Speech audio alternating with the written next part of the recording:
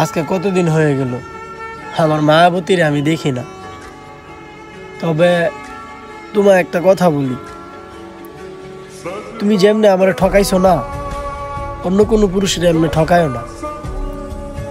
কারণ আমি হয়তো তিলে তিলে শেষ হয়ে যাব তোমার জন্য, কিন্তু অন্য কোনো পুরুষ তোমার জন্য শেষ হইব না, তোমারে তিলে তিলে শেষ করে দিই।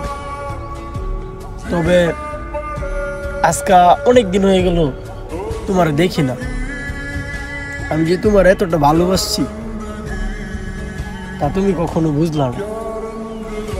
এই যে আমার দেখতেছো, আমি জানি তুমি এই ভিডিওটা দেখবে, কিন্তু একটা কথা বলি, তুমি যার জন্য এমন করছো না আমার সাথে, তারে তুমি ঠিকই হারাইবা, কিন্তু মাঝখান দিয়ে কি করলা, আমার জীবনটা ধ্বংস করে দিলা।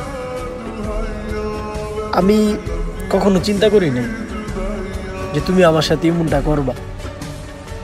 আমি সবসময় ভাবতাম যে আমার প্রিয় মানুষটা আমার সাথে সবসময় থাকবে, আমি যাই করি আমার সবসময় সাপোর্ট করবে। কিন্তু একটা কথা কি জানো,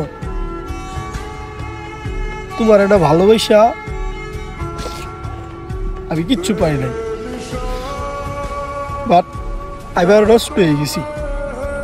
এতটাই নষ্ট হয়েছি যে মানুষের কাছে গিয়ে তোমার কথা বললো আমার চোখ দিয়ে পানি আসে। আমি কাউকে বলতে পারি না যে আমার ভালোবাসার মানুষ আমার ঠকাই দিছে। কখনো কখনো মনে হয় নিজের শেষ করে ফেলি, কিন্তু যখন আত্মহত্যার পথ বাইচা নেই তখন একটা কথাই মনে হয় যে ফ্যামিলির মানুষ তো আছে, আমার এতটা বড় করছে আমার বাপ মা লালন পালন কইরা।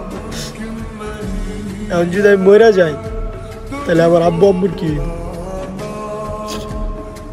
একবার আমি চিন্তা করি নাই যে তুমি আমার এমন ভাবে ঠকাইবা।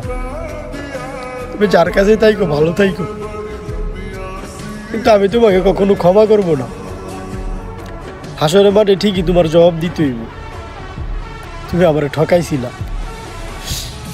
তুমি আমার ঠকাইছিলা।